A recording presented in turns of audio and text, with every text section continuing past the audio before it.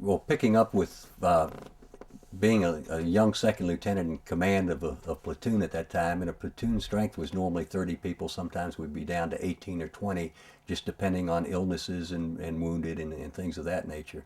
But you're really a very, very close-knit family, and you work through your squad leaders and team leaders to ensure that everyone does what they need to do, because the people are incredible. Even in combat situation, they'll always take shortcuts, and you can't permit that. You've got to do everything that's tactically prudent and make sure that they clean their weapons, they dig in and do all the things that in some cases they don't like to do, but in fact that's what increases their probability of survival, is doing that. So as a leader, you have to be really affix to the details and the tactical scenarios, and get the troops to dig in. You have stand to at first light. You've got to check and make sure that they've got all their ammunition, their frags, and all the stuff that they need, that they're not carrying extra weight because they'd like to carry radios and all the letters from home and things like that. So it's a full-time job in a combat environment, but the intensity sort of changes from situation to situation. For example, when I first arrived with my platoon in Vietnam, we were in the sand flats up in I Corps, and we weren't in the mountainous region. There were a lot of mines and booby traps, and mines and booby traps were probably about the hardest thing to deal with from a psychological perspective, because if you're in a firefight, it's fair, you get to shoot back. When you're walking around the lowlands just tripping on mines and booby traps, that's very disheartening. And the problem was that so much of what they used in their booby traps at that time frame were 105 artillery rounds and stuff that we've thrown at them that they rigged back. So when you hit a booby trap like that, it's really multiple casualties. And one time we had a mission just clearing about a 3-kilometer road, which we were supposed to do in a day, but it almost took us 2 months to clear it, and we had just all kinds of people killed and wounded during that operation. And it was very intense from just thinking about where you were. In fact, we used to end our radio transmissions with "keep dispersed." All that meant was you'd lose one person instead of several. So that was a very intense time frame, and we almost welcomed someone shooting at us so we could vent our frustration at that time and point.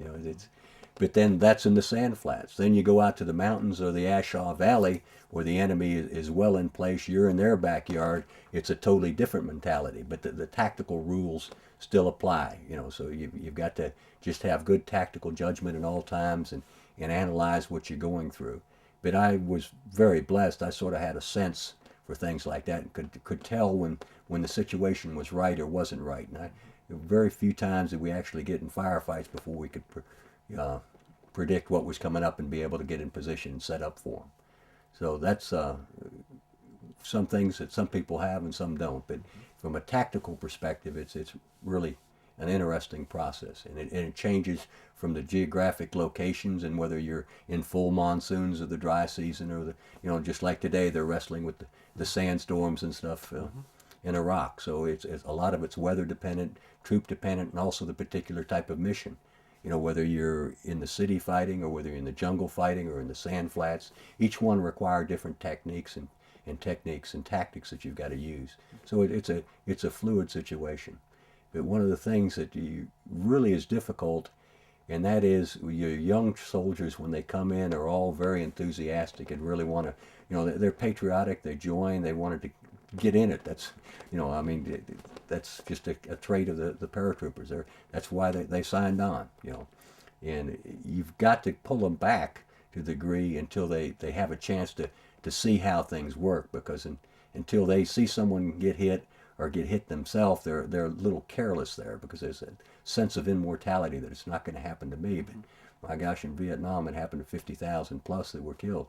So it's out there, but you've got to train your people so that they don't do anything careless or stupid, because anytime you do something stupid, it has a way of catching up with you real quick. Talk about being scared.